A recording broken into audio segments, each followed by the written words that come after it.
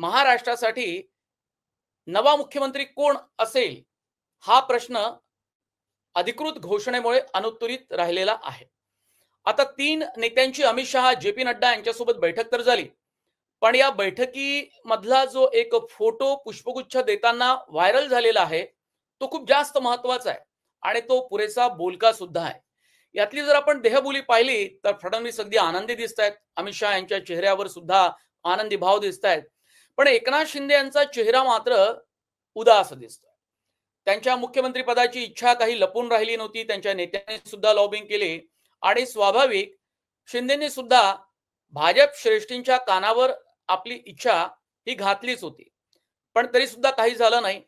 132 आमदारांचं पाठबळ आणि अपक्षांची त्यांना मिळालेली साथ पाहता भाजपचा मुख्यमंत्री पदावरचा दावा हा खूपच जास्त वाढला होता आणि तसा तो नैसर्गिकरित्या सुद्धा आपल्याला म्हणता येईल, पण तरी सुद्धा 2.5 वर्ष मला मुख्यमंत्री पदी राहू द्या आणि नंतर मात्र भाजपचा कोणताही मुख्यमंत्री झाला तरी मला चालणार आहे, कारण लाडकी बहीण योजनेचं यश हे शिंदेंमुळे झालं आणि ती कल्पकता केवळ त्यांच्यामध्ये दिसली आणि योजना पुढे येऊ शकली आणि म्हणूनच मी लाडका भाऊ आहे असं त्यांनी म्हटलेलं आहे।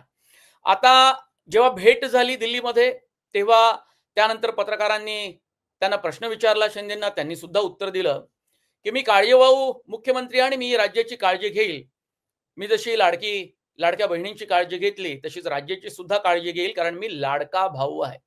गेल्या काही दिवसांमध्ये म्हणजे गेल्या काही नाही नजीकच्या दिवसांमध्ये आपण पाहिलं की शिंदेंनी पत्रकार परिषद घेतल्यानंतर त्यांनी नवी दिल्ली गाठली माहितीच्या बैठकीसाठी।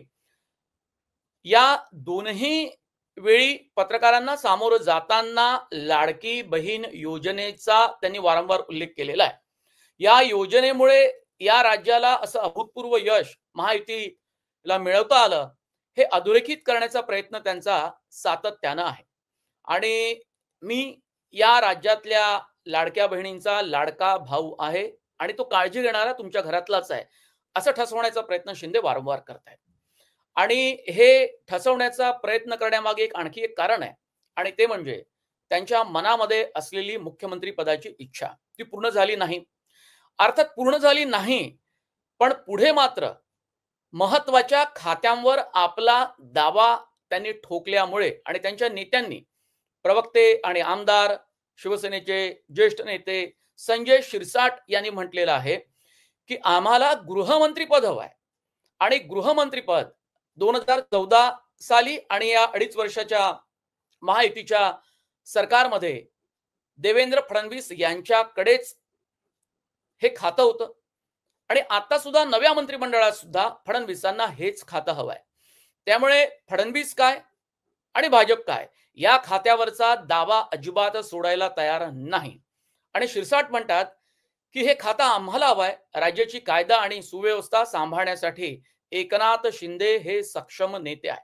या शिरसाटांनी काल असं म्हटलं होतं की जर शिंदे उपमुख्यमंत्री झाले नाही तर आणखी कुठलं नाव पुढे येऊ शकतं तो ठरवण्याचा अधिकार, सर्वस्वी अधिकार शिंदे यांना आहे। ते बरोबरही आहे, कारण ते पक्षाचे प्रमुख आहेत, विधिमंडळ गटाचे नेते सुद्धा आहेत, त्यामुळे तो अधिकार त्यांचाच आहे।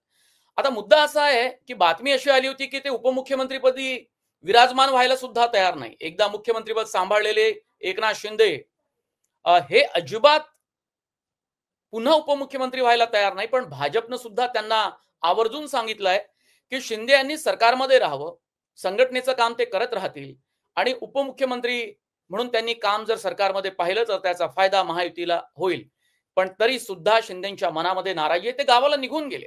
महायुतीची मुळात शुक्रवारची ही बैठकच होणार होती खाते वाटपावर, महायुतीचं सरकार कसं असेल,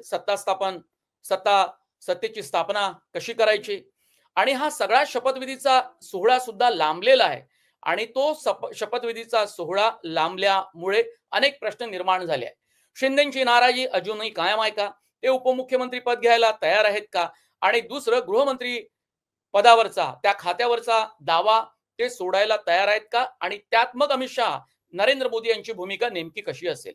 अर्थात ही भूमिका कशी असेल, त्यांचं म्हणणं नेमकं काय आहे हे सुद्धा कळायला मार्ग नाही। याचं कारण असं की गुंतागुंत खूप वाढत चालली आहे आणि त्यामुळे महायुतीची बैठकच रद्द झाल्यामुळे आणि ती सूत्रांच्या माहितीनुसार रविवारपर्यंत ढकलल्या गेल्यामुळे वेगवेगळे प्रश्न सातत्यानं निर्माण होत आहे. शिंदेच्या गटाकडून एक दबाव निर्माण केला जातोय की आपल्याला गृह खातं हवंय.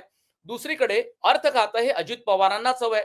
शिंदेना नगर नियोजन खातं दिलं जाईल असं म्हटलं जात होतं आणि ती शक्यता जास्त आहे, कारण ते खातं त्यांच्याकडून काढलं जाणार नाही.